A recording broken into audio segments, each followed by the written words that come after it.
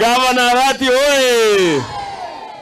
Mimi ni Mheshimiwa Onkeni John Ondieki aliyegombea Bonchari kwa tikiti ya chama cha ODM. Nimefurahi sana kufika hapa. Kwanza tuna furaha kabisa kwa sababu ya mchakato ambao umeanza wa kumchagua kinara wetu Mheshimiwa Raila Odinga kuwa mwenyekiti wa kamati ya Baraza la Umoja wa Afrika. Msemaje? Tuna furaha kabisa na asante kwa kufika hapa baba na Mheshimiwa Arati kwa kumleta kinara wetu. Asante Mheshimiwa Raila. Asante. Asante. Vicky, unajua unaongea mambo mengi. Tafadhali dakika moja. Vicky Ondeli anatoka kule Magena. Igo. Awa. Mwana magoko. Asirairo Prime Minister ito ikire. Simba netaya. Haya, asante. Wacha nichukue nafasi hii. Waheshimiwa, niko na wao hapa, niko na Mheshimiwa Kibagendi wa Kitutu Chache South.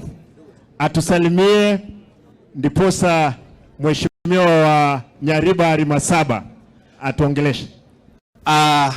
Asante sana. Na kia abantu bami ntomo gogete. Erebuya gosere bobe. Baba, sisi tunafurahi sana. Umetutembelea hapa Kisii, hapa Kitutu. Sisi watu wa Kitutu tumesimama na wewe tangu enzi ulipoanza siasa national politics. Na leo tumefurahi sana umetutembelea hapa ili kufungua soko hii. Sisi tuko nyuma ya gavana wetu ambaye pia ni vice chairman wa chama chetu cha ODM. Right Honorable Prime Minister, mimi hivi majuzi nimeona katika kampeni yako ya kukuwa African Union Chairman, nimekuona ukitembea na rais wa nchi hii ambaye ni William Ruto.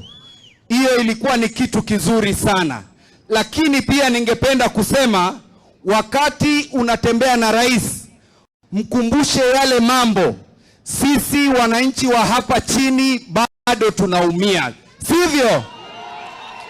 Tungeomba uambie rais, kama sasa watoto wamekuja half term, mid term, tuli expect warudi na check za basari, lakini president amekuwa akisema ametuma hela hizo za basari, yet pesa hizo hazijafika katika constituencies. Sisi tunaomba apunguze ushuru na hii mambo ya housing levy, hiyo koti imesema hiyo mambo ni illegal na Attorney General amesema hiyo mambo ni illegal. Kwa hivyo sisi kama wananchi tunasema mambo hayo ayatupilie mbali. Wangapi wanasema mambo ya housing levy ishe?